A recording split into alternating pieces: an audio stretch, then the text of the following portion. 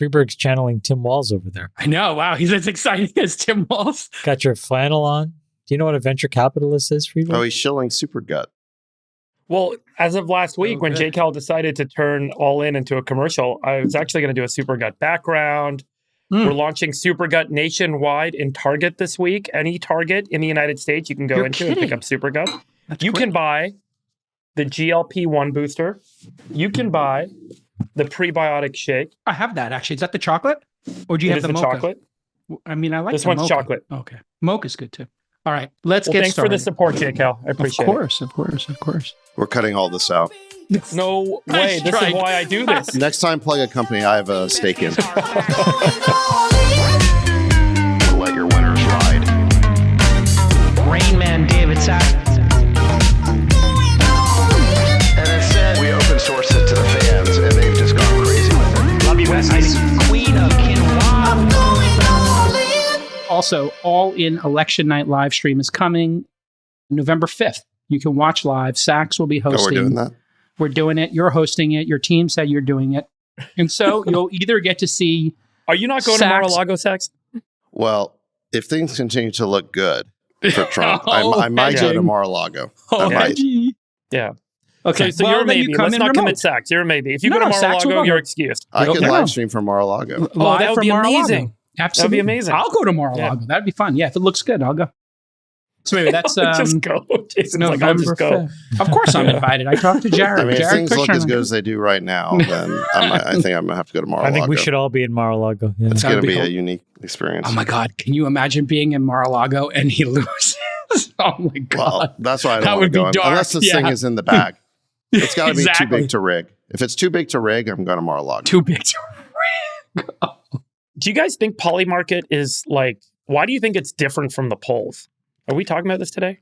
Polymarket's showing like 60-40 or 65-35 now, right? Yeah, It because they're is- measuring different things. I've explained this before. Polymarket is people betting on the outcome. So 58% think Trump's going to win. Whereas the polls in a particular state show the percentage of how each person's going to vote. So if for sure you knew the election was 51-49, the betting markets would swing to 100-0. But let me ask you this. So Nate Silver's model, which takes the poll from each state and builds in a kind of a Monte Super Carlo poll. of, Yeah. super poll, like a supermodel for the whole country. Why is his estimate 50-50 right now while the Polymarket is betting at 60-40? It's possible he's laggy in his estimates Got it. on the betting markets. The betting markets seem to go based on momentum. So it indicates the swing in momentum. And then the How do you think polls things are obviously going to? How do take you a think they're week or going to two. change after the interviews the last couple of days? Trump on Bloomberg and Kamala on Fox. Do you think those are going to change anything? I don't think so. I think it's all baked in now. Well, Trump over the past few weeks seems to have had a surge owing to the fact that Kamala's interviews generally don't go well. So I think she started off a little behind, started doing interviews to catch up, and now she's a lot behind. I don't think the Brett Baier interview is going to help her. Well, let me ask you this. So my observation as, I don't know, I'm not like a super political person or whatever, a party-oriented person. I looked at a lot of the media on both sides, and it seems like everyone on the left says Kamala did an amazing job on Fox. She defended herself. She showed her skills and her competency. And then everyone on the right's like, she embarrassed herself. She fell apart. And then the same thing happened with the Trump interview on Bloomberg. People are like, on the left, they say, look at how he couldn't handle the interviewer and he fell apart and all his lies were exposed. And everyone on the right's like, look at him, he got a standing ovation. It's almost like everyone's just kind of like self-asserting their beliefs that they already hold when they judge these people on these interview shows at this point. Is it already baked at this point? Like, is anyone actually going to change their view based on these interviews happening? Well, the question is what appeals to that small sliver of independence? Yeah. The question I would ask back to you is, if the Brett Baier interview was going so well for Kamala, why was her staff on the sidelines waving to try and end the interview? They had like 4 people Who waving reported that? and trying Who to said cut that? the interview off. Who said Brett that Baier was the said case? He did. Brett Baier said it. So yeah, it was like in Rocky IV when Apollo Creed's corner is like yelling, throw in the damn towel, throw in the damn towel. They couldn't wait to get off the stage after 26 minutes. I just think that if it was going that great. Allegedly. Yeah. I don't think Brett Baer's going to lie about that. I don't know think why he would lie about that. That makes sense. Why would they get off the stage after 26 minutes if it was going so great? I'm not saying it went as horrible as some of the partisans on the other side are saying, but I don't think it went that great. Do you give her any credit for going into the lion's den like she did? Well, I think that she did the interview precisely to get the talking point that she does adversarial interviews, because that talking point was earning them. And so you saw like all of her fans in the media were saying, well, see, she can walk into the lion's den. But again, she did the shortest interview possible. I don't think she answered the questions directly. I think she filibustered a lot. She deflected a lot. I don't think she was particularly persuasive. I don't think she convinced anybody. So I think that what you saw there was somebody who just wanted to get it over with as quickly as possible to check the box on, okay, does adversarial interviews. Trump, on the other hand, he actually likes doing these things. The Bloomberg interview, there's no filibustering there, right? Well, no, he's crisp in it's his all answers. filibuster. Come on, No, man. he's It's all crisp. anecdotes. He can do the weave. He can do the anecdotes, but Yeah. he's also very good at coming back on the interviewer when they get adversarial. And the audience was with him. They gave him a standing ovation. He went for 64 minutes compared to her 26. I just think there's no comparison. I think Trump is someone who relishes walking into the lion's den and doing those interviews. I think Harris did it because she felt like What do she you had think, Zach? to. What do you think, Chamath? You see it or no? You have any opinion? I watched the whole interview. It was clear in the interview, he mentioned the fact that he was being waved off. And then he said it after the fact as well. That's not alleged. I think that did happen. I would say two things. I thought that she was composed and she maintained her cool. So I think from a stylistic perspective, I thought that she did well. From a substance perspective, it was pretty lacking, because if you actually listened to the answers, there was just a ton of non-answers. And they were to very basic questions that I think a lot of people, even if you're not a swing voter, I think would probably want to know the answer to, meaning, did she have any regrets about what's happened in the last 3.5 years? Did she have any regrets about what she's done on the border? Has she not noticed that Biden was wavering before he was hot swapped? I think that you could have predicted that these questions were going to come. So I think I was surprised that there wasn't a crisp answer, that they had practiced for that. The second thing I'll say is then David is right. Everybody then gets very tribal in how they interpret it. I think I saw one tweet from Elon about how all of the newspapers characterized her interview with Brett Baer as quote unquote testy. And it was sort of like, that was the way that the mainstream media framed it. I suspect if somebody looked at how Trump's interview with Bloomberg was analyzed, it probably had some similar verbiage that was repeated there as well. So I think you are right, Jason, that the mainstream media can't be trusted to tell the truth. I would just encourage people to watch it. I think, like I said, stylistically, I think she did well and remained composed. Substantively, I think it was non-existent. Yeah, it would have been nice to have another debate between these two.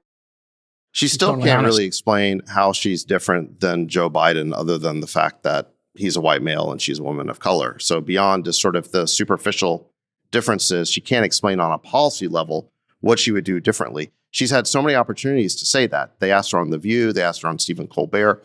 Brett Baer asked her in his way. And she still can't explain what she would do differently. And I think that is the fundamental problem she has in her campaign, is voters still don't know who she is or what she would do. Yeah. What did you think of J.D. Vance saying he wouldn't have certified the election? They seem to be going after him on that over and over again.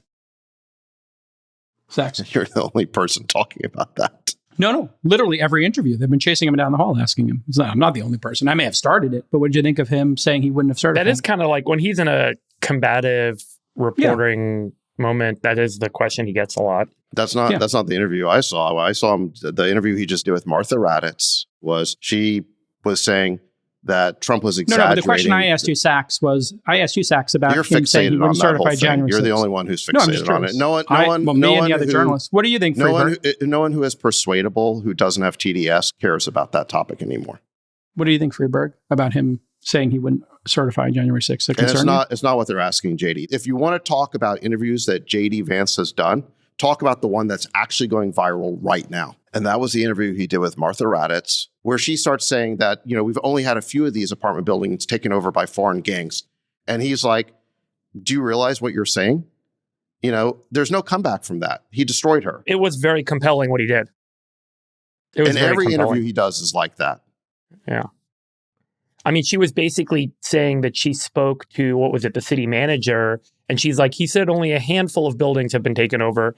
And JD Vance was like, what do you mean? Like, Yeah, only a one's too handful many. of buildings? Like, isn't that anything more than zero, like too much? Or anything more than one is obviously a problem? Like, it was just such an obvious rebuttal to the narrative that they're kind of over-exaggerating a particular issue. I have no data on this, but he was very compelling in that response.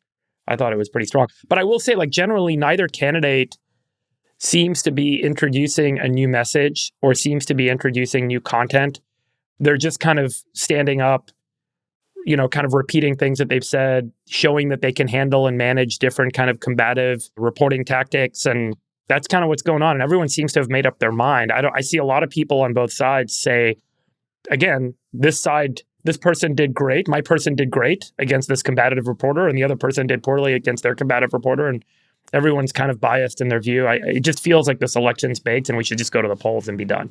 Yeah. What did you think, Freeberg, though? But there's no October surprise coming out, right, Sachs? Chamath, Jake, Still 3 weeks. Yeah, anything can happen. But there hasn't been anything, right? Like, that's kind of the shocking moment yet this month. But right? Freeberg, the question I was going to ask you is, since you're not like hosting Trump, fundraisers, what did you think when JD Vance said he didn't think that Trump lost the 2020 election? Does that concern you at all?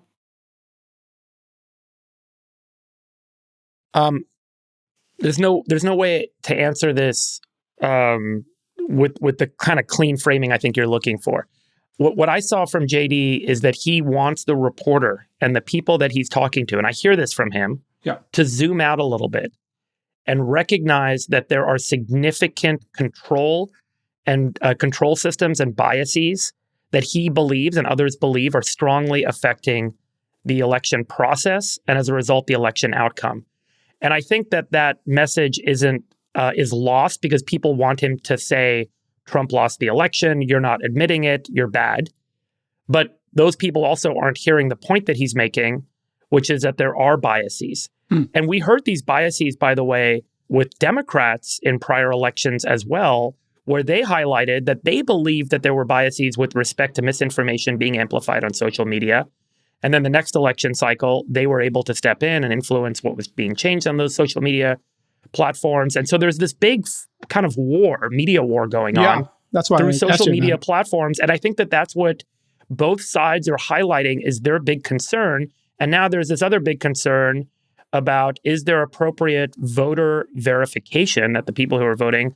And it's a question to ask that shouldn't be dismissed. It is a good question to ask. Yeah, it's a great question. As a person who doesn't have a strong bias for a political party here, I feel like I want to hear answers to those questions. Like, what is the structure of how the way that most people are getting their media today, which is through social media platforms? What is the mechanism for censorship? What is the mechanism for filtering, for moderation, and be public and transparent about it? And then separately, what are the mechanisms for deciding who gets to vote and how they get to vote? And I think those are both really good things to ask. I would just like to take a step back and say that was one of the most incredible answers I've ever heard, Freeberg. Unfortunately, it may not land for the reductive masses, but it was exceptionally powerful and thoughtful. Thank you. Yeah, that's what I'm here for, Chamath. I'm here for you. Well, I mean, independent of who wins, we need to get this rules of elections really tight starting next year, I think. Make it a federal holiday. Require people to have ID. That doesn't seem like such a big deal. I don't know. Sachs, what else should happen? Federal holiday. Well, now you've got Biden's DOJ is literally suing the state of Virginia, which is required by Virginia law to clean the voter rolls of illegal immigrants. And they've been doing that. And Biden's DOJ has sued to stop that. In California, like you said, we now have a new law signed by Gavin Newsom to make it illegal to ask for voter ID. So Democrats seem to be undermining the integrity of elections, not fortifying it. So when you ask, why do Republicans distrust elections? Maybe it has something to do with the way that Democrats are acting. But I agree with you. I think that cleaning up the voter rolls, having a minimum standard for voter verification is something that I think should be done. According to the Constitution, the states basically run their own elections, but it doesn't make sense to me that in a one-party machine politics state, where basically one party controls the state, that they could set up a system that effectively entrenches their power forever in federal elections. It just seems to me that the federal government has a compelling interest that must be constitutional in ensuring a minimum standard of honesty in federal elections. So I think it would be great to do something about this next year. I think that if you want people to stop questioning elections or engaging in election denial, you need to make the elections above reproach. So let's do that. So anyway, Heritage Foundation, which is obviously right-leaning, has a bunch of election fraud cases they've been documenting, and they basically cannot come up with like actual evidence that this is changing any election results, but we should make it above reproach. I agree. All right, our boy Elon had a big week. Tesla unveiled 2 new concepts at its We Robot event, and Elon caught a 23-story rocket, the Starship. Here's the Robotaxi and the Robobus. Both of them look really awesome. And he caught one of the I think this is the 5th Starship or the 4th launch? 5th. Oh, the 5th, God, right? So and then incredible. Look at this. It's so incredible. Unbelievable. It's like chopsticks catching Forget a about whatever 23-story your building. issues are with Elon and his politics, just to appreciate, and we can talk about why this is so important in the segment. But technically, the achievement of this like skyscraper falling out of the sky and perfectly aligning itself to go into that chopstick catching device, it is an absolute marvel of human ingenuity. I mean, and the work and the effort that people put into this over several decades, it's just such an incredible feat. Look at this thing. I don't know if you guys were as emotionally moved by this as I was. I thought it was incredible. It was incredible. I think I probably watched this 100 times. Totally. From every angle. Every angle. And so the reason this is so important is because these things cost a lot of money. And when they land here, you can clean them up. And I guess his goal is to have them take off again after he fills them with propellant an hour later, Friedberg. So on a science basis, this is extraordinary. What, if this works and you can start lifting more these rockets specific, up, you don't want it to have feet. A, it's heavy. And then B, you have to lift them up in a way that just complicates the entire refueling and cycle time process. So by catching it, you put it right back into place and just go again. Unbelievable. Unbelievable. Right, you just catch it and go again. I can kind of walk through these numbers. So obviously the big objective over time is how cheap can you get it to put material into space. We need a lot of material to go into space if we're going to do things in space, particularly if we're going to go build a colony on Mars. And so this shows you over time the cost per kilogram, which is the key metric in this industry, to launch material into low Earth orbit. And you can see here how SpaceX has dramatically reduced the cost. I remember when the small sat era began in the 2010s. Do you guys remember all these startups that were starting to build like little small sats and put them up to do imaging and comms and stuff? When this took off, it was about $10,000 a kilogram to put a small sat into space or to put material into space. And then SpaceX has dropped the cost to the point that it's now close to $1,000 a kilogram. So a 10x reduction in cost in just the last decade or so. And that's why SpaceX just dominates the launch market. But Elon's always said that $1,000 a kilogram is too high. But his objective has been to get the cost down to $10 a kilogram. Because at $10 a kilogram, you could launch what some people estimate is needed to get to Mars, which is about 500,000 tons of material and people to set up a colony on Mars. And it actually becomes feasible to get, 500,000 tons of material at $10 a kilogram. So if you look at this new Starship and Starship Heavy booster, it's about 150, 200 ton payload. The booster holds, 3,400 tons of propellant. And the cost of that propellant is pretty low. It's only about $1 million in fuel. So then if you can get the cost of the booster and the Starship down enough, and you can reuse it enough, and you amortize the cost of making that device over the lifetime of the device, the cost per launch comes down. And that's what brings the cost per kilogram down. So the booster, there's a group called Payload, and they do estimates on this. So I won't speak out of turn in terms of like having inside knowledge. But the Payload has estimated that Starship and the booster cost about $90 million today. And they think that they have a path to getting it down to $35 million. So if you can reuse that thing 10 times, that's a $3.5 million cost per launch, plus $1 million for fuel. You could easily see, and this thing can launch 200 tons. That's how you start to get to $10 a kilogram over the next couple of years. But it was critical to be able to reuse that heavy booster. And that's what Elon just demonstrated, is we can actually catch that heavy booster, refuel it, and launch it an hour later. And if you can do that over and over again, you're spending $10 a kilogram to put material into space. You can get fuel into space and then get those starships to fly off to Mars and deliver all this material, including setting up a base that would allow you to actually make more fuel on Mars, because everything we need to make fuel is on Mars. So it's the beginning of the next series of really important milestones that'll hopefully get humanity onto Mars. It was just so amazing to see it come together. Yeah. The economics are legit. I mean, this is like 1,000x reduction in cost. It's incredible. Yeah, it's going to be amazing. And they're going to do some, I guess, new stuff with Starlink, some even lower Earth orbit satellites that go even faster and have less latency. So that's going to be super exciting. Starlink's apparently, I mean, I know everyone here is a shareholder in SpaceX, but Starlink's running at 4 million subs right now. That's like $100 a month, 4 million subs.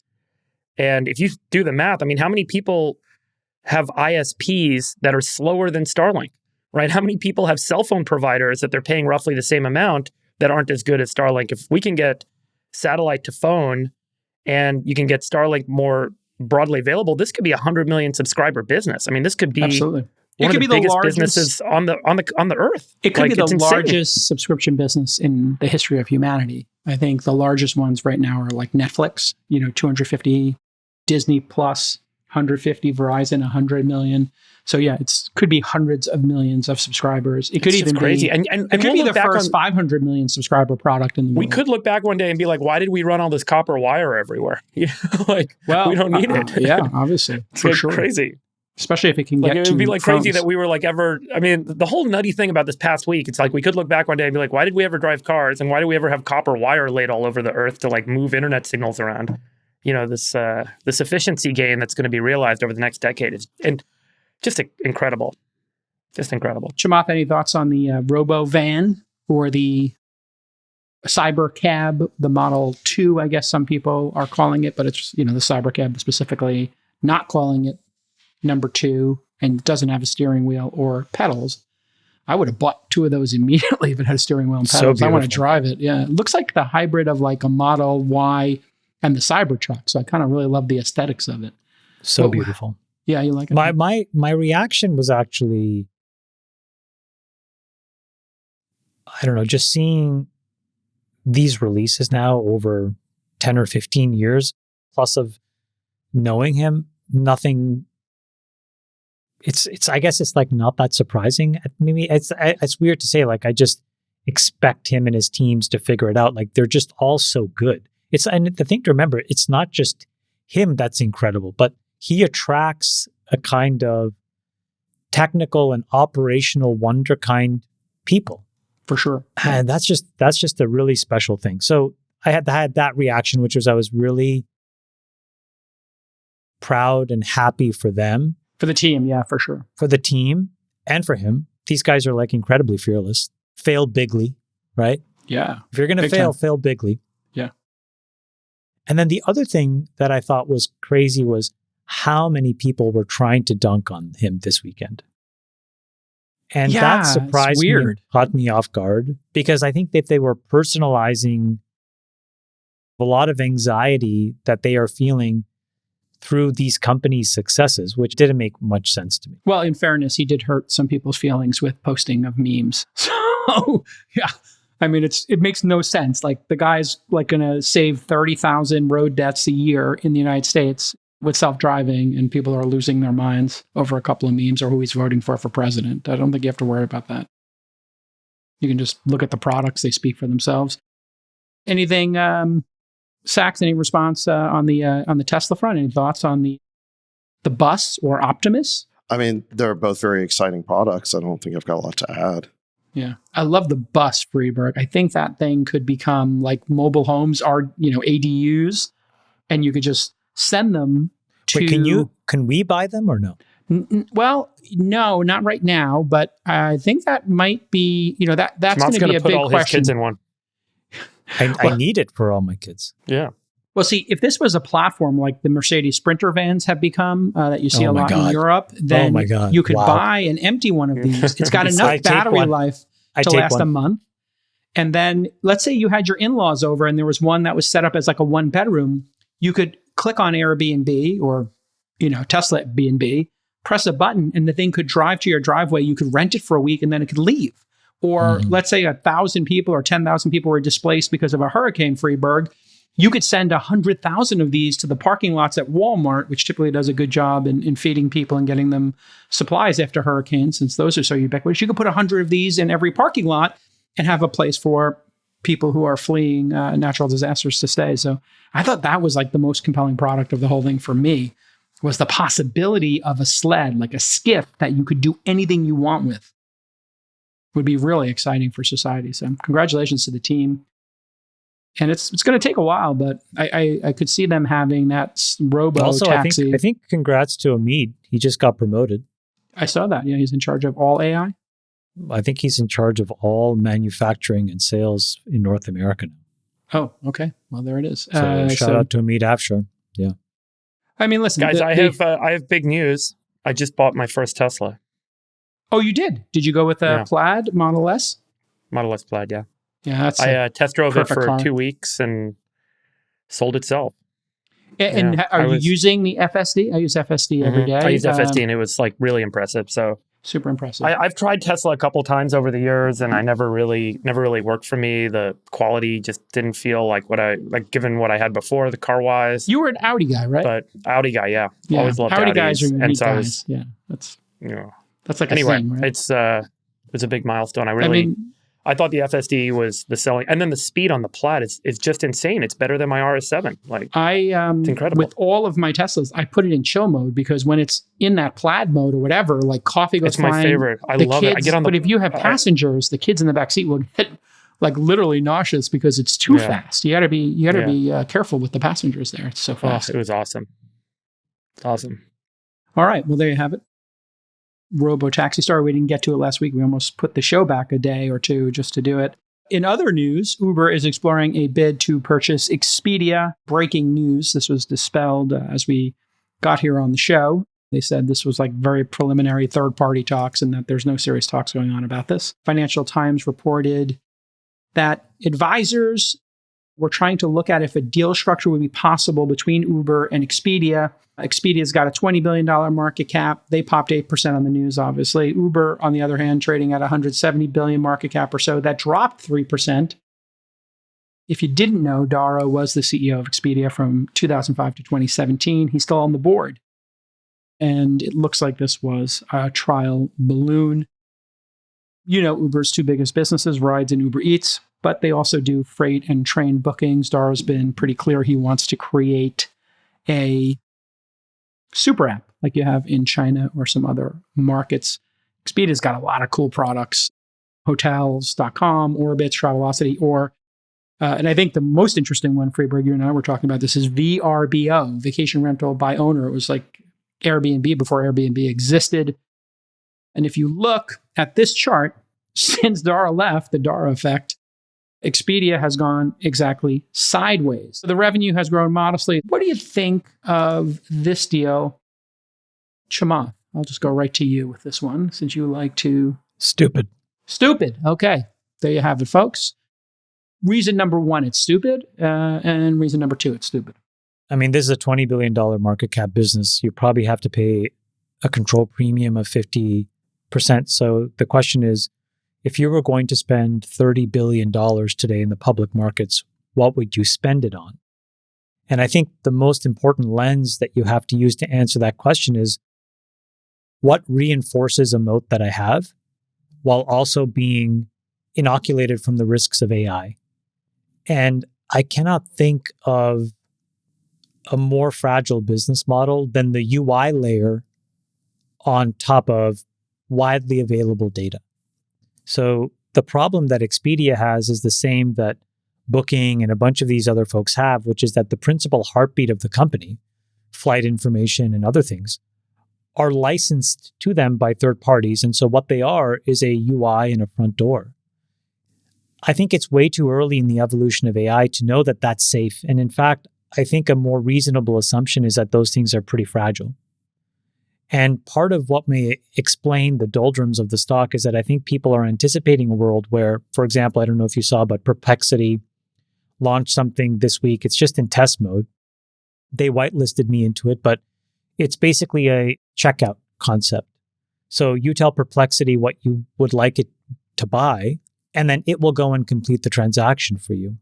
So in the example of flight bookings, you could go directly to United because Perplexity will just show you all of the flights. They'll show you the exact prices, and then it'll go and execute that for you with your payment method. In a world that looks like that, where these companies have the money to pay for the data feeds, the existing V1.0 generation UIs, I think, are in trouble. So it would just be a very bad capital allocation decision. Now, that's okay to get things wrong, but not for $30 billion wrong. You can probably do it for a couple $100 million wrong, or maybe even $1 billion wrong, because you can absorb that as a $150 or $60 billion company. But $30 billion is too big of a price to pay for that kind of risk. I would agree with you. And there's other things they could buy, like WeRide or Pony AI and a bunch of these AI companies that are doing self-driving. So why not double down on that? Freeberg, the one thing you and I talked about was kind of VRBO, which is a very cool marketplace. And that feels directly in the Uber kill zone. What do you think about them just maybe carving out and buying VRBO and having an Airbnb contemporary? Wait, why don't they just buy Waymo? Why don't they just go to Google and give them $30 billion of Uber stock and just carve in Waymo? Isn't that a better idea? I think that's what's going to happen. I've been hearing rumblings of that. So I think that Dara knows Expedia better than anyone. He ran the business for, a decade or so? Yep. And so he knows how that business operates. And so if he's looking at this thing and the stock price has been flat roughly since he left in 2017, if you look at the underlying financial performance, you could kind of start to construct a rationale for buying Expedia this cheap. And it would be very accretive to Uber, even if there are these big strategic risks on the horizon. So just to give you some numbers on it all, Uber has got about 150 million monthly active users. Expedia has about 45, 50 million customers a year that use the service and pay for stuff. So there's a real opportunity to think about the Uber customer base that's installed as being almost an opportunity to market to them Expedia services and cross-sell.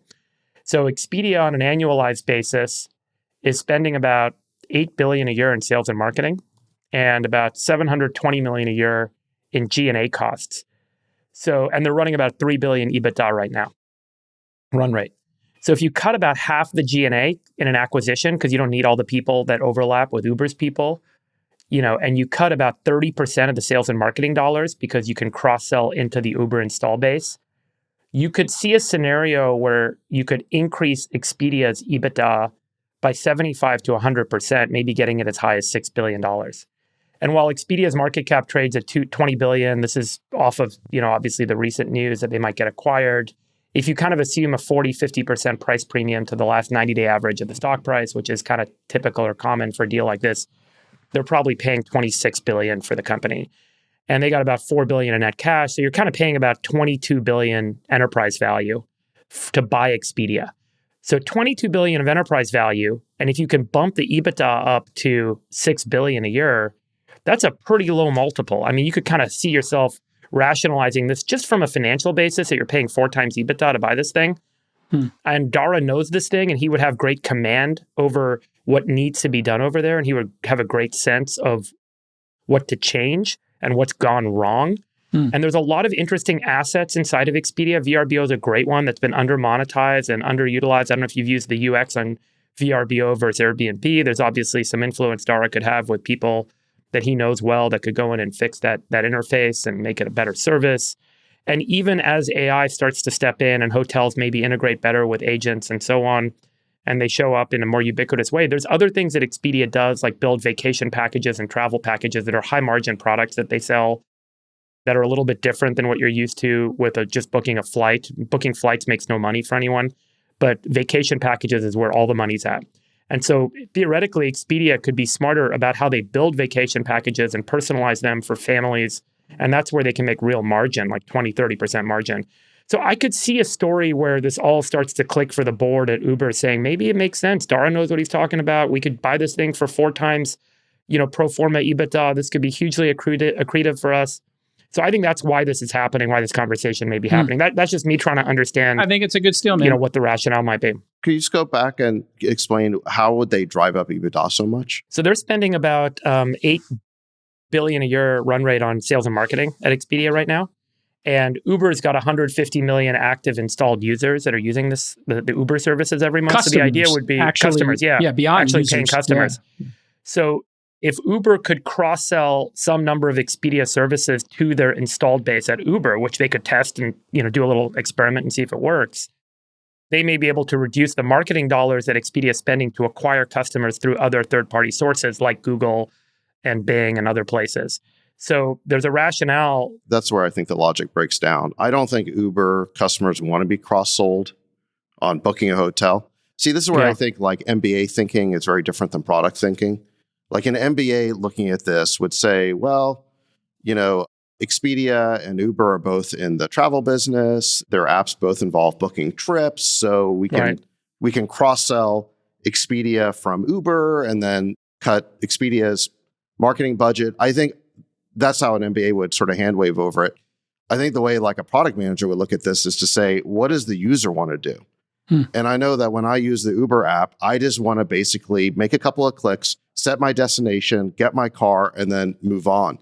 And there was a product initiative a few years back at Uber where they tried to capture the user's attention during the ride.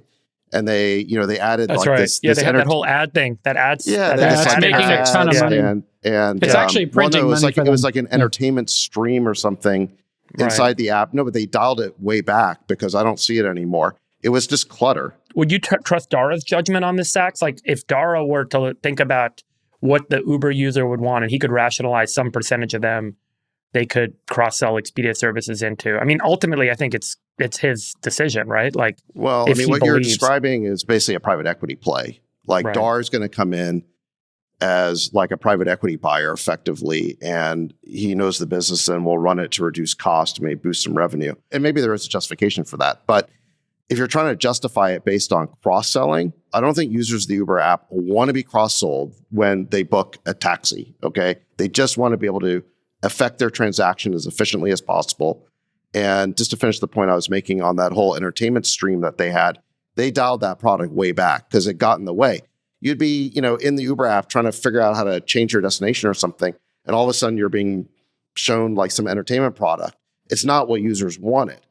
And it was always kind of a bananas idea to think that just because the user books an Uber, that you own their attention during that ride. Because during that ride, you're really competing with every app on the iPhone, right? I mean, and that's the problem is you want to get in and out of the Uber app. It's about transacting efficiently. What about not the moment when you're riding in an Uber, but the moment when you say, as an Uber user, hey, I need to book travel. I got to go on a vacation to Austin this weekend. I'm never going to think to go on my Uber app for that. The only time I open... But what if they put that feature in there? What if they had a tab that said, book your travel here? You know when I open the Uber app?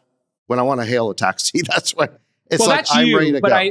There are a large number of people who maybe don't have an assistant to book their hotels in advance, and like that would be most people, JCal. I would not think to go into Uber to do that. It would just be clutter. Well, no, but they already have a hotels.com partnership, and then the Uber One membership's been growing pretty nicely, and the advertising is doing $1 billion a year, and that is just a money printing machine because that this person's in an Uber Black, that they're going to the Four Seasons, like these users who are, they have a real ad business at Uber. Yeah. The more Uber tries to promote some unrelated product, and what I mean by unrelated is it doesn't help you get to where you're going that moment, it's clutter in the app. What about Uber Eats, Sachs? Yeah. Well, no, Uber Eats that- working pretty well. It's working great. Yeah. No, the cross promotion's working. That is highly related to, it's basically booking a car to pick up some food. Yeah. It's still the taxi business, basically. I think the hotels integration is good. Yeah. I think there's something here. We have gone through a cycle where apps and attention were highly consolidated with a few. Now the pendulum has swung the other way, and apps are very narrow features that are really well described. Okay, so that's sort of where we are. That's why we have the billions and billions of apps in the App Store. The question is, does the pendulum swing back to these super apps? And I think the big question is not whether it swings back to the super apps, but whether there's a new substrate that puts itself between the user and all of these services so that they become data-oriented services. And this is where the question is, if you rely on an agent or you rely on a beefed up version of search, whether that's ChatGPT or Gemini or whatever, why would you care where all of this stuff was done? You're not going to care. And this is, I think, the big mistake in this thinking is that real estate is actually much more fragile than I think we all think it is. And I think a much better way to think about this is in the future, none of this UI real estate is actually worth anything. The question is, do you have a data asset that's valuable or do you do a service that's valuable? Because agentically, there'll be all of these unemotional bots and workflows doing this work for you. So I think Sachs is right in the sense that whether it's there or not, it won't matter. Could he run it like a private equity business where now Uber Corporation owns two services? Sure. But you're probably just better off for these agents to go and cannibalize all of search because you'll be able to just get a data feed for what Expedia has to create Expedia for a few $1 million or tens of millions of dollars. You don't need to pay $20 or $30 billion for this. Yeah. The thing that I've talked to Dara about is when he told me when they do something that's adjacent to what they're already doing, it explodes in terms of engagement. So like they're doing like teens and rental cars and then package delivery. And every time they do one of those adjacencies, it just takes off with the membership. And to your point, Freeberg, they have those 150 customers who have their credit cards in there. And man, it's explosive. So that's what I think they're booking doing. a vacation is an adjacency to ordering food. I think hotels would be. I don't think flights would be, because I think the flights work really well with the existing apps. But things where you have proprietary inventory like VRBO or hotels, I think those would be very powerful. And those have 20, 30% commissions, which are in line with the commissions that Uber's already getting. And the commissions on things like flights is very small, like a couple of dollars. So I think for hotels and VRBO, it would be brilliant. For the other stuff, I'm not so sure, to your point, Chamath. Well, just to finish my thought Please. was that you'll notice that Uber Eats is a separate app from Uber, right? I mean, I know you can get to the Eats part within Uber, but they created a separate app for a reason. Is because whether you're using Uber Eats or Uber, the goal is immediate gratification. I want to get to where I'm going. I don't book it 6 hours in advance. I call it right now. And the most important thing to me is wait time. This is why Uber is beating Lyft. But the wait time. hold on, the wait time is lower. Yeah. Same thing with food. I'm not thinking about booking my dinner right now. I'm not going to do it in advance. If you browse through the restaurants, the most important piece of data they show you, in addition to the rating, is the number of minutes it takes for it to get to you. So those apps are all about immediate gratification. And that's why you don't want other things getting in the way of them. Now, I guess the claim is somehow you're going to be able to cross-sell the booking of a vacation or a hotel that you have to think about days or weeks in advance.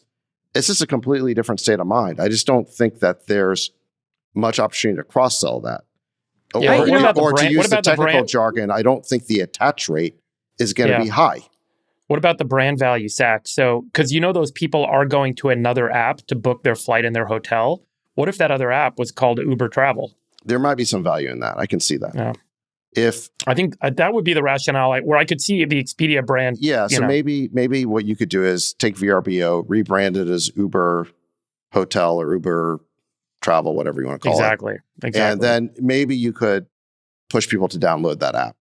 Well, the thing the counter I give to this, you could quantify the value of the installs, right? So yeah, exactly. I mean, you could quantify because Expedia is spending on it every year right now. I use the Bomboy app to book hotels. I use United to book my flights, and I use Uber to do my rides, and obviously for Eats. When you are using it, there's a tab up top And the UI is quite nice in Uber, where it's rides and eats right next to each other. I could see a third one, like hotels or travel, being right there. And all of a sudden, yum, yum, you just get all that inventory right in there. And I frequently will book my hotel and I'll book my ride for the next day in advance on Uber. And I do those things. And then when I get to my hotel, I'm ordering food to my room. So I think this actually could work really well as a third tab in the app for travel. And you could actually, because when you use Eats in the Uber app, it's its own tab and it's the exact same experience. I believe in super apps. And they just launched a bus that's like a bus service in New York for $18 to go to JFK. That's really awesome. I think we're a little bit disconnected because we don't book our own travel. But okay, let's keep moving here down the docket. All right, this big tech investing in nuclear power is off to the races, Chamath. Amazon just announced a $500 million investment in 3 nuclear power projects. All of these are focused on SMRs. Those are the small modular reactors. Amazon is working with Dominion Energy to develop a small modular nuclear reactor near an existing nuclear power plant in Virginia.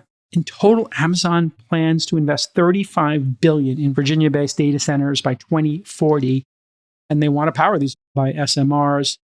And this is a big trend. Google is purchasing energy directly from Kairos Power, another company building SMRs. Microsoft, as you heard, is reviving one of the 3 Mile Island nuclear power plants. So this is kind of interesting, Chamath. We went from nuclear not being on the table, everybody being against it, the Germans shutting down their reactors post-Fukushima, and now big tech is the customer for these with AI, and they're putting down very large deposits and payments to build them in America, and I haven't heard any opposition. Maybe you could just speak to Chamath, what we've seen here in terms of opposition to these versus the opportunity, and everybody's writing checks. Yeah. Well, they're not writing checks. So this is what I don't want to be a Debbie Downer here, but these press releases need to have an asterisk on them. So in the hierarchy of deals, right, just to unpack this for a second, there are deals where you give me X and I give you money. That's not what this is. Then if you degrade that kind of deal structure, in a lot of heavy industry, you have deals that are called take or pay, which is there is something that's working and you need to basically take this or you need to give me the monetary equivalent of what I'm selling you. That's not what this is. What this is sort of this conditional obligation where the beginning of the deal starts with a very important statement, which is if it works and if these approvals happen, and there's a whole bunch of nested ifs, then payments can happen. So while these are important deals because they show that there are potential buyers at the finish line, what it doesn't do is solve the 2 things that you need to get to the finish line, which is the actual risk capital to finish building these things and technically de-risk them, and then the regulatory approval that you need to make sure that they're allowed.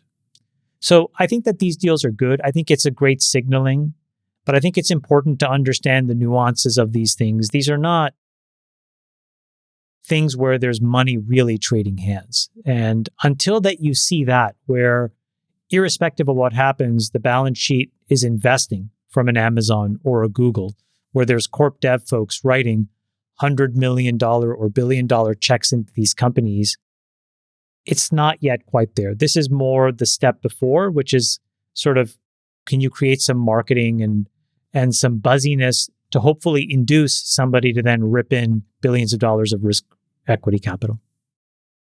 Freeberg, your thoughts on SMRs and these customers showing up? And then I guess you could comment on the nature of the deal structure here, because some of them are contingent on the nuclear power plant turning on. Some of them do have deposits, is my understanding. We'll look that up and fact check it.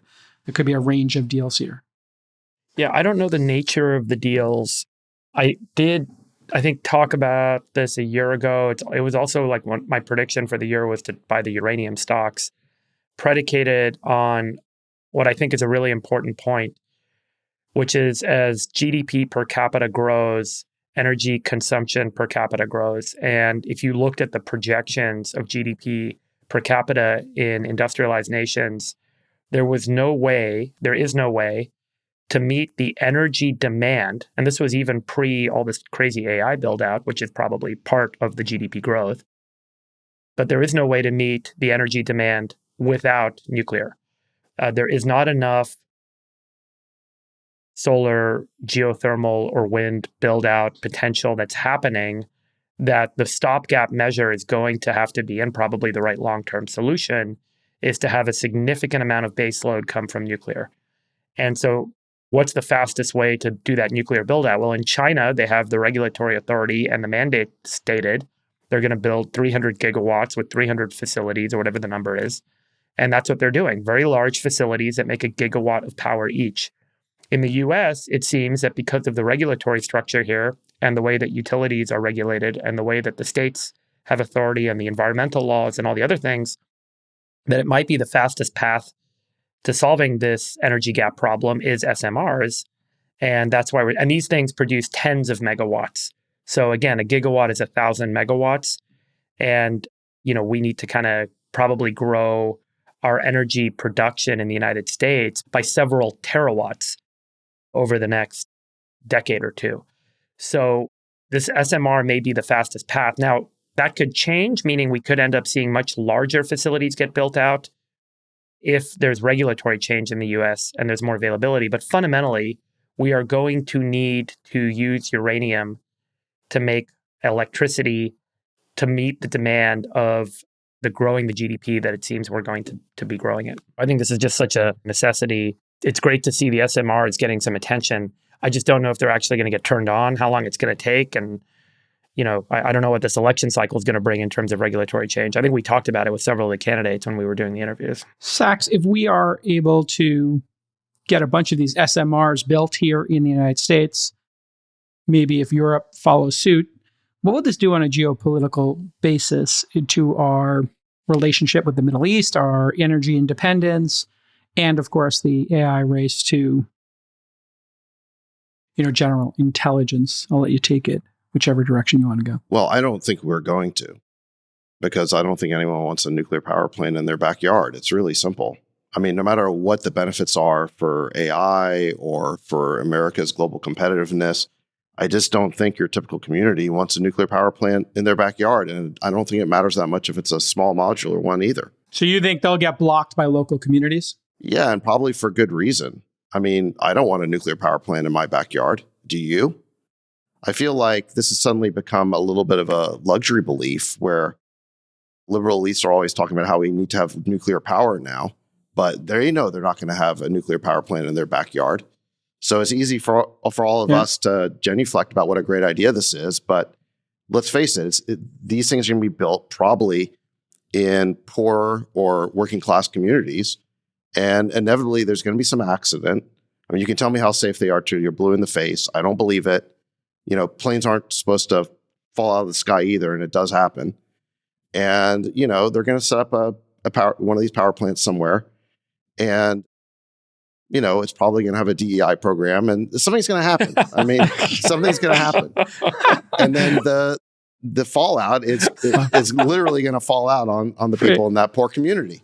So I don't think this is going to happen. This show really has a diversity of views, doesn't it? Yeah. It's like, Look, this is a perfect example of liberal business elites demanding something that isn't going to affect them. It's not going to affect them. Your take on a non-binary trans lesbian with purple hair, whatever you're saying, no comment. Putting a small nuclear reactor 200 miles outside of Austin, Texas. Go.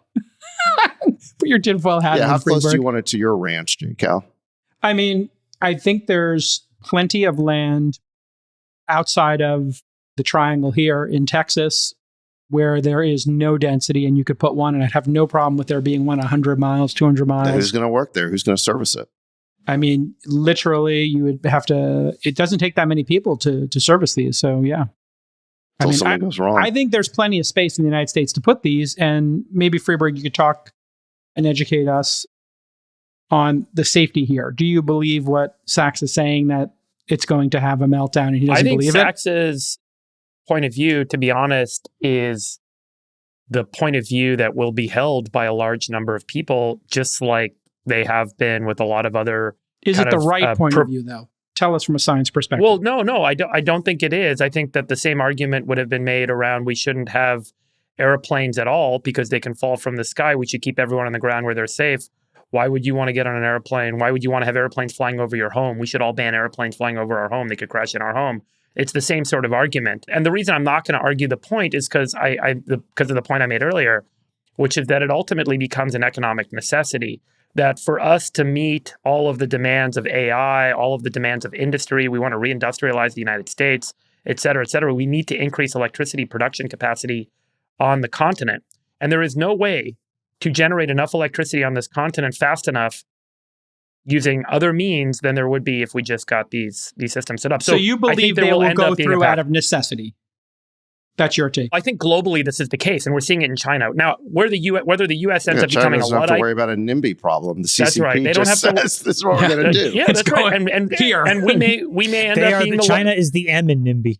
Yeah, and we may end up being the Luddite state, and we'll end up just saying, you know what, we're not going to adopt new technology, including things like gene editing and cell therapies, and I'll go through the list of new technology sets. I think you could make the argument that there's a low probability of a high-risk event, but the fact is that the progress that it enables is worth so much more than the risk that we would be taking on. There's a simpler solution to all of this without having to go and create these reactors, which is, I don't think that we have a very good grasp of the material science, broadly speaking. I don't think we really understand how to build next generation materials. I don't think our specialty chemicals capabilities are all that strong the way that they're going to be over the next 5 or 10 years, just with better compute. So I think that there's going to be a lot of interim steps that increase the generally available energy density without going to nuclear. I think there's going to be a lot of businesses to do that. That'll be much safer, easier to regulate, easier to test, easier to underwrite. And I think the government will get behind those. So I'm not as negative as you are on the only solution being nuclear. The countries and the businesses that have a lower cost of electricity and a more abundant source of electricity will end up winning as the economy continues to progress towards a much more kind of digital state and an automated state over the next decades. So if we're going to be slower, we're going to suffer the consequences of that as a country. So we'll see how it plays out. I just think that economic incentives will ultimately drive, hopefully, a change. Would a possible solution be to give an economic incentive to the people who would be in the surrounding areas? Obviously, these things could be 50 or 100 miles from, anybody's homes, but even the people who work there or people who might have, I don't know, some homes that were near it, could you give them no taxes, et cetera, essentially give them incentives to allow this to go through, Friedberg, in your mind? Do you think that kind of incentive would work? Taxes or some kind of payoff or subsidy? I'm not sure. I haven't thought much about what the incentives or subsidies would be. Yeah, I think you're going to have to give them an incentive because no one's going to want to live within 200 miles of one of these things. What would be the number? I think Sachs is right. I think that miles? people have a very deep fear of what is deemed to be cataclysmic technology. I do think a lot of this was rooted in the evolution of the atomic age, where we basically have these nuclear warheads mounted to missiles that can travel at 20 times the speed of sound and land on your city and wipe out your city. I mean, that is also nuclear technology, and people conflate the two as being similar. And even 3 Mile Island, there were, no deaths. It was a shocking, scary thing for people, but statistically speaking and historically speaking and technically speaking, it's a lot more complicated to explain to people what happened and why now is different. And no one has the time for that. No one wants to hear that shit. They want to hear a very simple, do you really want a nuclear power plant in your backyard? No way. What about you? No way. All right, let's vote to stop it. And they're right. I mean, you compare it to commercial airlines, but commercial airlines, that's a technology that's been around for 100 years. Sachs, do you have any data on the safety record of nuclear technology? Because I'm not sure you do. I think my point is you're just making a statement out of fear. Let's see the data. Where's the data? Yeah, let's do it. Let's do it right now. I mean, I think this is an important discussion. I'd like to actually... My point about commercial airlines is we've had that technology for over 100 years. It was honed and refined over many decades, and commercial airlines now have become... Sachs, this is going on almost 100... This is going on 100 years of use, right? You know that. There have been incidents every decade or two, and that's why... That's not true. That's not true. You're saying something that's not true. The reason nuclear has been discredited is because of 3 Mile Island and Fukushima. It has not been, first of all, it's not been discredited. Chernobyl. These names live in infamy. It's social fear-mongering like you are doing right now with no data and no facts to try and make it a political issue that drives everyone to one side shut their minds down and not listen to the actual facts and data. And this fear-mongering is what keeps us from being competitive, what keeps us from having progress. You talk a lot about people talking shit about I'm Elon. Just, listen. I'm just saying I don't want one near me. Now, if there, hold on a second. I'm not saying you can't. There were 46 deaths at Chernobyl. I'm not against doing it somewhere where the community is in favor of doing it. So if you can find a place that wants to do this, I would not stop it. Just to be clear. I'm just saying I don't want one near me. Let's get to facts. Yeah, we got you. JKL, just give me a second. Yeah. I don't think you're going to find many takers, even among poor communities. It's a great adversarial point. Let's go to the facts. There's 440 nuclear power reactors operating in 32 countries around the world. Since the time that we first had nuclear reactors, which has now been almost a century, there have been 3 incidents: Chernobyl, Fukushima, and 3 Mile Island. At 3 Mile Island, there were 0 deaths. At Fukushima, there was 1 death, and at Chernobyl, there were 46 deaths. The fallout from those events has been that we shut down energy production, we shut down nuclear reactor technology, and we fear-mongered our way into losing the most abundant, available, Can I just ask a low-cost source of question? energy. Do those deaths actually include the second and third order effects of all this radiation? At Chernobyl, there were 15 people who got thyroid cancer, 35 operators and first responders who got radiation sickness. And then the background radiation effects, there's a lot of kind of noise around this, but it's not a significant number as you may otherwise think. Same with Fukushima. Why is it that whole region is still uninhabited then? They had a radiation event. There's radioactive material that has covered that area that will be radioactive for a long period of time. Now, to understand what happened there and why that won't happen again requires talking about the difference in the technology between Gen 1, Gen 2, Gen 3, and Gen 4 systems. A lot of what's being rolled out now are these Gen 3 nuclear reactors, and the Gen 4 systems, which we highlighted a little while ago, do not have a meltdown possibility, right? We talked about this, the one that went online in China in December. Those new systems, the Gen 4 reactors, cannot melt down. You cannot have an incident like you did with the Gen 1 and Gen 2 systems. And the Gen 3 systems are abundantly safe. China is building hundreds of them.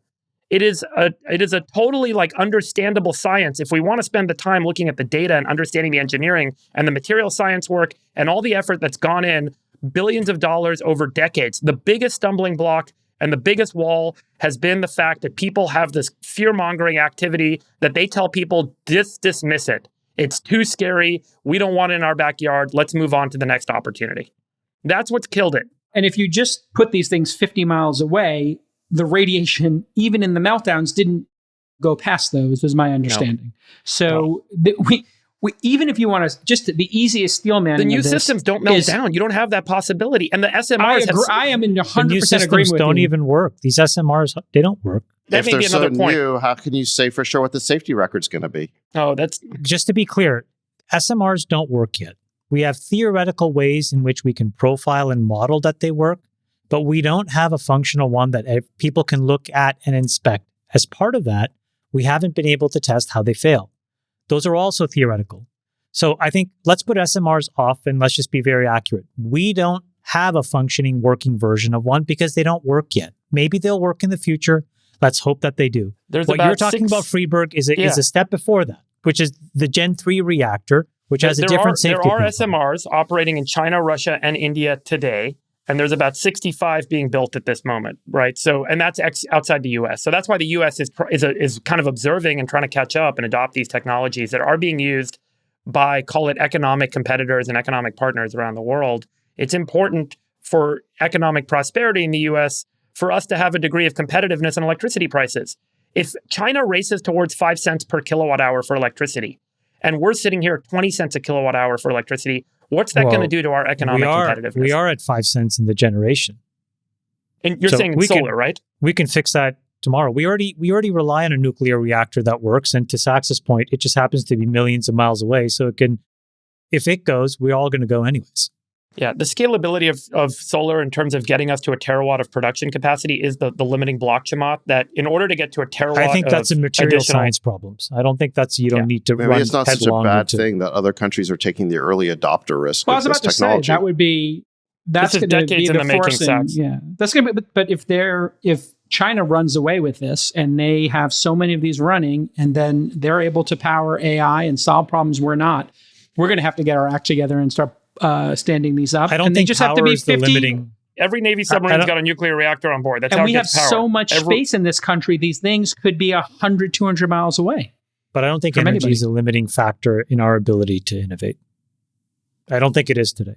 In these data centers? Certainly it's not the limiting factor in our ability to innovate. It's not the limiting factor in, like, for example, we're asking us to charge up every car every night with electricity, with a battery, rather than using gasoline. Let me just make my point. So we just saw OpenAI launch Strawberry. Is the reason why Microsoft or Google or Meta not responded with their own version an energy problem? No. We're still rate limited by innovation and just raw intellectual horsepower and capability. Meanwhile, we are trying to solve the energy problem, and people are taking different approaches. There's storage that's coming online very aggressively. The solar capability itself is ramping up aggressively. We're also forcing these utilities to actually be deconstructed so that there's more efficiency in the energy markets. All of this, if you unpack why it costs 20 cents a kilowatt hour, it's not because of a generation problem. It is not. It's graft, it's corruption, it's old legacy infrastructure. All of it can be replaced in a much simpler and safer way. So I think by the time that you are rate limited by energy, you'll have a plethora of solutions. My issues with the SMRs is the ones that are promising these next-gen whiz-bang performance characteristics, they're all theoretical, Friedberg. So even when you say there are SMRs working abroad, there's no next-generation reactors working abroad. They don't work. What do you? Where is an example of these modern next-generation reactors actually working? Where? Well, we talked about the Gen 4 one that went live in China. There's several SMRs in several countries that are active producing power. You can call it a small modular reactor. What I'm talking about, these next-gen materials, the things that Kairos and these other guys are trying to do. Where is a functioning, working version? I'll show you. They have them. I mean, we have one in India. We have one in China. I'll send you links to them here. There's about 50 of them that India is actively building right now. And they're competitive with Kairos, right? They all have kind of common design concepts, but they're different companies.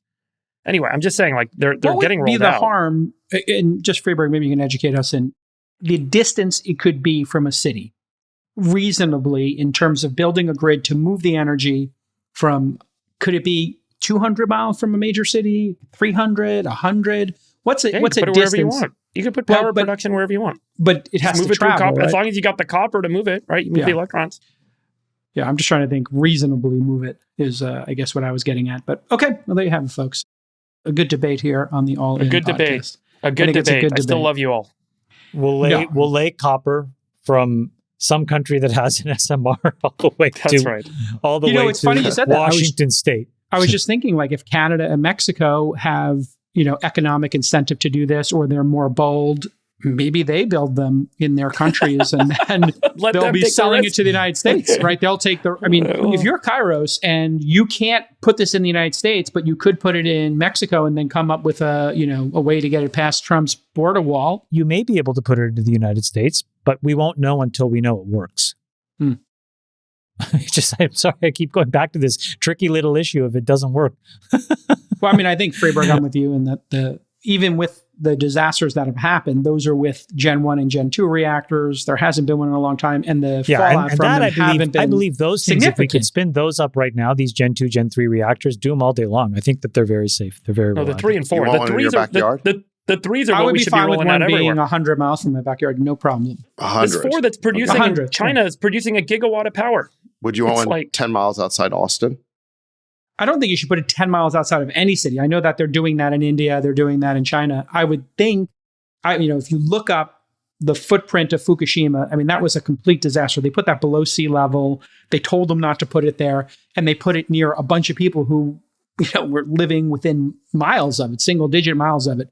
There's no reason for this to be any closer than 50 or 100 miles. And I would be totally fine with it being 50 to 100 miles from where I'm on my ranch right now. Absolutely no problem with that. I think this is a classic luxury belief where it's easy for you to espouse this for everybody else, for the nation, because the downsides aren't going to fall on you. No, but 50 miles or 100 miles could be far away from where we use them, and maybe everyone will be safe. Would you be comfortable with putting them in the desert? Yeah, but in that case, there won't be. Okay, then we're done. That's how we're running wind and geothermal today. We're putting these sites in random places and solar, and then we're running cable and we're you know, And producing they're doing power that and with delivering solar it to. just because they don't want it to be an eyesore, right? That's why we're doing that with solar, is we don't want people to look at a giant solar thing. Like Solar I said, array. I'm not against doing it if you can find a community that's willing to do it. And if you put it where there's no humans, then yeah, that's going to All work. right, so But there we go. That's what you have We've to do. resolved our issue. We got the compromise here. Here we I are just in don't the know how All-In feasible Pod that solving is. world problems. Yes, You're still going to need humans to work I'm at going to this get my place, so guitar and we're going to sing Kumbaya humans SMR. to work at this place. you better get some robot employees. I can't wait for you guys to lay millions of miles of copper cabling now as a I'm fine solution laying to pipe, truck all this Chamath. energy. I'll lay that pipe. Genius. You I'll need lay me to that lay pipe. pipe, I'll do it, Chamath. Genius. No diddy. Sax, do you want to go visit a nuclear power plant? Let's No, do it. zero Let's interest. go. Well, Yeah, we go. How's that going to Any improve my life? progress, Sachs is not interested in any progress. Okay, if we can go back to the 50s, that's what he wants. Let's get You're some like coal. virtue signaling. I'm virtue signaling because I'm pro-nuclear. Yes. It's a luxury belief. You're promoting something Nuclear where power is a luxury belief. You Yeah. heard it here first. because they're going to put these things in poor communities. No, and they're so it's not. never They're going to gonna put affect it your life. 50 They're putting them next to data centers. Everything Sax, is in like not the middle identity of politics. in like Oregon. Like, yeah. It's easy for you to say, oh, I support nuclear. Look how progressive I am. Look how smart I am. You haven't internalized the downsides. I just want Sachs, cheap, abundant is electricity. everything Sax. That's what I identity want. politics for you, Sachs? Everything you see No, through this the is not lens identity of poor politics. and rich, everything. I'm defending the DEI. poor. You're going to put these things in poor communities. You're genuflecting, Sax. Looking out for the Sax- poor. Look at you, Sax- Mr. Sax Mr. I'm being Mr. realistic. Robin Hood over here. I'm Robin Hood. defending Absolutely. the right of communities to say no to this. You to your are my science favorite. experiment. You're my favorite African. I'm defending the right of local communities to say no to your science experiment. Okay, that's what it comes down Yes, to. Freeberg. So good. Freeberg is trying to So put good. this. Episode 200. I love it. Wow, This off sums the up rails. the 200 shows. Sack, let me ask you a serious question. It's not serious when you start like that.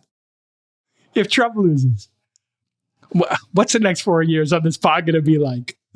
What He's are we not going coming to do back. here if we lose? He's moving to New Zealand. There's going to be lawfare all over the place. Absolutely. They're going to come for you. Do you really think so, David? Yeah, I do. I mean, You don't look, I'm think definitely not Kamala at the top of the will- list. Elon's at the top of the list, right? Yeah, so he's he has my no concern. he has no choice but to go all in. They're already doing lawfare against him. It's ridiculous. But I think the point is just that if they're not defeated, they're going to keep doing it because there's no downside for it. I will comment on the California Coastal Commission ruling that was based on Elon's political tweets, which is why they stopped additional launches out of Vandenberg. What? First of all, how They the said that California out Coastal loud? Commission has authority over Vandenberg and the operations, it just seems to me like there's something wrong. The Coastal Commission was set up with the Coastal Act in 1976 in California as a way to give the beaches back to the people and the public and create a commission to regulate building along the beaches. It has since grown into effectively a much larger entity with much more authority, which potentially after the Chevron ruling in the Supreme Court may get peeled back and may get dialed down. We'll see what happens. But as of now, they have the ability to block launches out of Vandenberg, which they did. And in their decision, Santa they said it Barbara. was because of Elon's political tweets. Again, starting at the beginning of the show about the success that they had with the Starship this week, it's incredible. It deserves to be recognized on the merits of what they accomplished.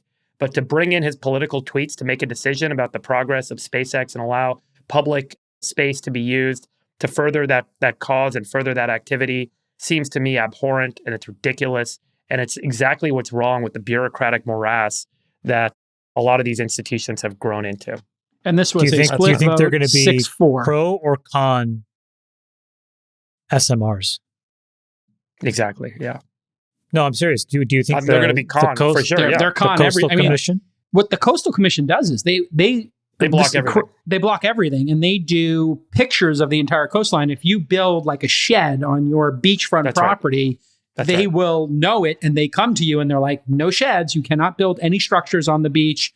They're just like really, really But look, hardcore. it's a values decision that the state of California made in 1976. The state of California, the citizens voted and said, we want to preserve the coastline. And I think that that's a reasonable value for them to assume and vote for. And it was a majority vote. And so they established the Coastal Commission. But how the Coastal Commission extended into having authority over Vandenberg and launches from there for SpaceX, to me, is part of this kind of administrative, growth. Like we see all these administrative bureaucracies get started that have a very simple objective, preserve the California coastline. But now they have authority to determine whether or not launches can happen at and an this Air Force is base. one person Is where at Feels the to me Coastal like, yeah. Commission referenced his tweets, and the vote was 6-4 to increase these. So who is this No, one but she person? did it in an official context. I think she was like retweeting it. There's like a tweet from her. Yeah, this is what I don't She was understand. taking credit for it. I mean, in a way, She's she does proud us a of it. favor. It's like She's that, proud of yeah. it. She said the quiet part out loud. Yeah. So in a way, she does a favor, which is she acknowledged that all of this lawfare against SpaceX and Elon is political. She basically pleaded guilty to it. Look, she's proud of it because she doesn't think there's anything wrong with it. She thinks this is her job. As a bureaucrat, she's supposed to punish people who tweet things that you're not supposed to say. That basically is what it comes down to. And I mean, this is the truth about lawfare. They're using the agencies of the federal government to exact reprisals against their political opponents. And if there's not a punishment for that, it's going to keep going. And they filed Elon's filed a lawsuit, and it's a 6-4 decision. So I think By the way, the Biden-Harris administration could stop that. They could say no more lawfare, but they don't do that because the tone was set from the top. And Trump is saying he's going to be a dictator and he's going to do a bunch of lawfare when he gets in there. So both of these sides got to settle it down. That's exactly what he said. This has been another amazing misquote. Okay. Jake, you can't wrap a show like that. That's just not cool. I'm just trying to wrap up so we can move on. Well, then don't make a sly comment. Like, just do something else. Talk about something else besides Trump at the end. Like, I'm just giving my opinion. I'm not allowed to give my opinion on the show. What are you grateful for right now in your life? I'm grateful for you doing all the work on the events and making them spectacular. I'm really excited for Sachs live from Mar-a-Lago. Oh, God. I will totally go to Mar-a-Lago for election night. Can we get a booth there? That would be hilarious. You keep saying it. It's not clear you would be invited. Yeah, exactly. Of course I'm invited. Trump loves me. I don't know Jared if you Kushner remember, but loves neither me. you I'm nor friends with I- everybody. Neither you nor I gave the hundreds of thousands of dollars per ticket to go to dinner with Trump. Please. Trump loves me. He enjoyed his time. It's very selective. It's for friends. Chamath can get an invite. I mean, okay, I'll do it remote. That's fine. You can do it remote. That's fine. You don't want Jake out there? That's fine. So go with me. Wait, when is the election? I don't want to be at a party I'm not invited to. It's That's for sure. It's in 2 weeks and 3 days, 4 days. Yeah, coming up. November 5th. Please It's don't October decide. surprise. It's like just waiting every day for it to drop, whatever it's I going just to be. hope whoever wins like significantly, so we Significantly. don't. Yeah, Agreed. please win by Totally. 30 electoral votes, 40 Well, in electoral that votes. case, No you're Supreme rooting- Court Please. decision. Right now, the only candidate who looks like he could get a landslide is Trump. Yeah, that's Otherwise, it's going to be very close. So you're rooting for Trump if you want a landslide. I mean, I'm going to reveal my vote on the election special. I will Yeah, have it's going my to be really vote. hard to figure out. I'm sure the audience will be held in great suspense by that. Did you guys vote yet? I got my ballot on my I got my ballot desk on right the here. desk here. Yeah, I'm ready to go. All right, everybody. This has been another Love you, boys. wonderful episode. Oh, meetups. There are 200 episode meetups happening. Thank you to all the fans who got together, take pictures and share them on social and mention us, allin.com/meetups. Every couple of episodes, fans get together around the world and talk about their favorite bestie. It's typically Freebird. And we'll see you all next time. Bye-bye. Love you, boys. Bye-bye. We'll let your winners ride. Rain Man David Sack.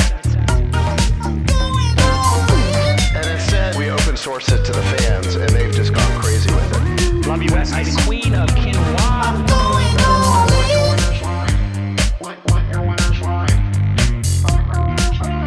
Besties are gone. That's my dog taking a notice in your driveway. Oh, man. My haberdasher will meet me at Flint's. We should all just get a room and just have one big huge orgy because they're all just useless. It's like this sexual tension that they just need to release somehow. Wet your beak. Wet your beak. Your feet. That's gonna be we need to get merch. Besties are back. Going all